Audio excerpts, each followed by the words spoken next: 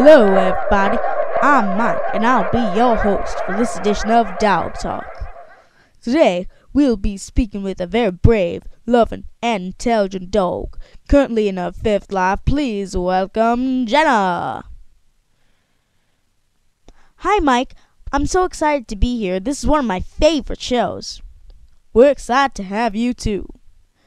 We hear you've led 4 very interesting lives, in which we can all read about in the human book, A Dog's Purpose, written by W. Bruce Cameron, and published in July 2010. Yes, Mike, they were interesting lives, some harder than others. All right, let's start from the beginning. Can you tell us a little bit about your first life? Sure. I was born in a den under a tree. I had 2 brothers and a sister. Mother was a stray mutt. She taught me the essentials of survival, especially a low, slinking walk and how to blend in with the shadows. She also taught us to fear humans and how to stay away from them. One day, we encountered such a human. He took Mother, my brother, and me to a big yard with lots of other dogs, where a nice lady loved and took care of us. The lady named me Toby and gave me treats. I was a happy puppy. But Mother couldn't stand living with humans, so one night she decided to run away. I noted how she carefully opened the gate with her snout. I thought about going with her, but chose to stay with the pack. Our big pack, led by Top Dog, had a natural order that everyone was happy with, until Spike came along. When he took over as leader, the order of the pack fell apart entirely. We all started fighting, and I got badly injured in one of those fights. I had permanent damage to my leg, which became a major problem when the mean people took us all away from the nice lady and put us in a big room with lots of other dogs. Spike and I were taken from there to a hot room where we fell asleep.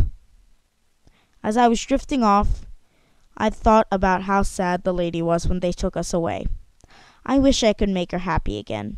That, I felt, was my only purpose in life. And that was the end of my first life.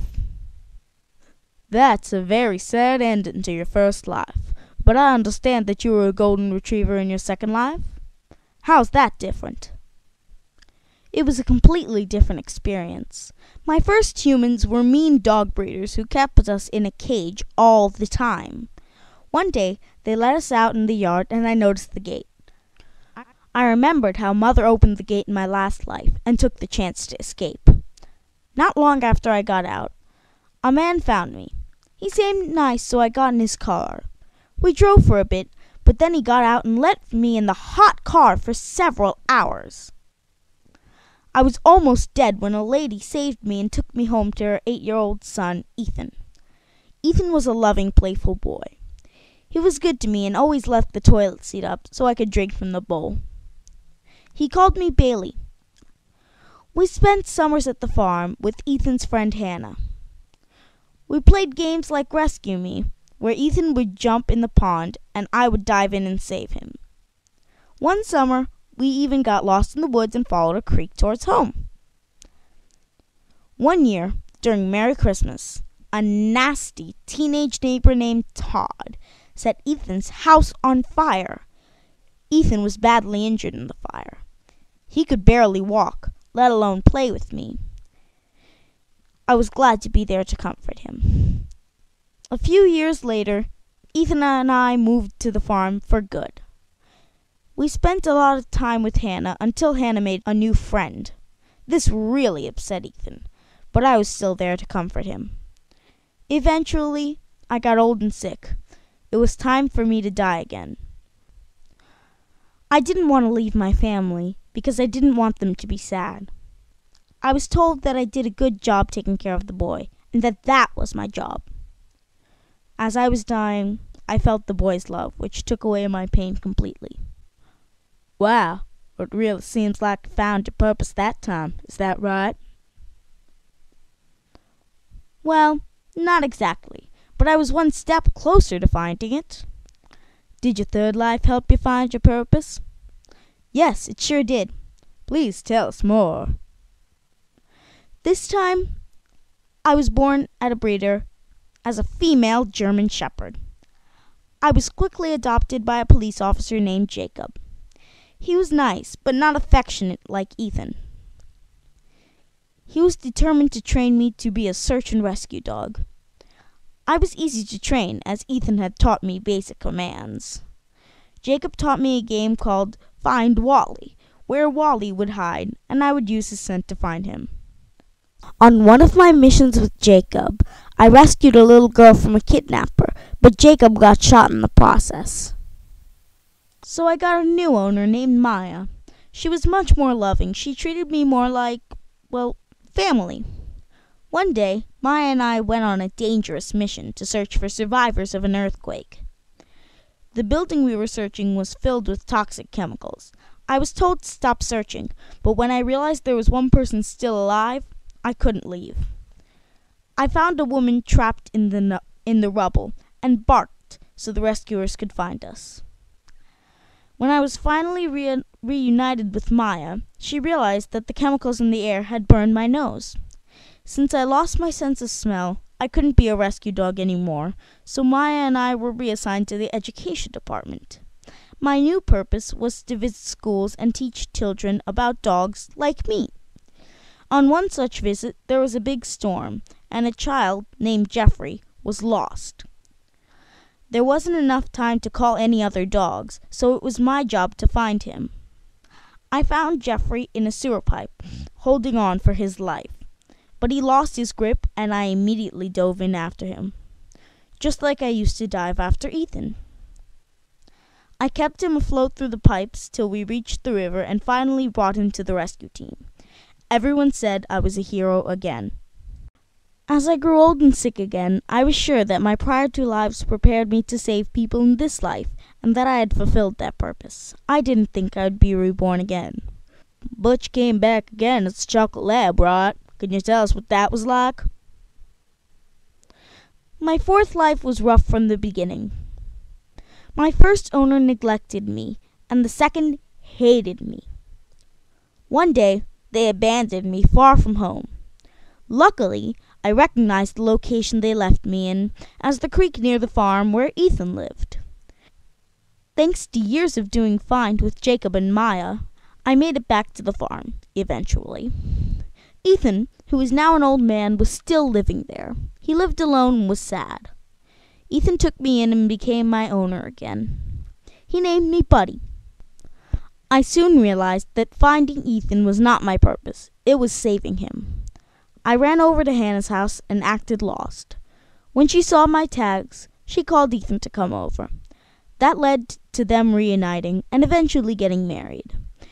Ethan lived the rest of his life happily with me and Hannah by his side, until one day it was Ethan's turn to die. Right before he died, he started to call me Bailey again. I was sure the boy knew I was his dog. I had fulfilled my real purpose. Well, I'm sure the audience is wondering what you're doing back with us for the fifth time. What would you say is your purpose this time around? I think I came back just so I can share my story with the canine and human world. I wanted everyone to know that everything in life happens for a reason. Everything we learn in life can be used later to help someone, and most importantly, that each of us has a purpose. Except cats, as far as I can tell. I think we can all agree that that's a wonderful purpose. We certainly have learned a lot from your story. Do you know how you can reach an even bigger audience? How? I think you should turn it into a movie. The action of the rescues in your third life alone will make it a blockbuster hit. Add to that all the challenges you faced in your other lives, and it'll be nominated an Oscar for sure. It will be easy to recreate the settings of the yard, the farm, and the houses, but the earthquake debris might be a bit more difficult. The hardest part of making your story into a movie would be trying to tell the story in under 3 hours. Good idea. I'll talk to my agent. Mike, in turning the story into a movie, it might help me to know what the audience liked most about my story.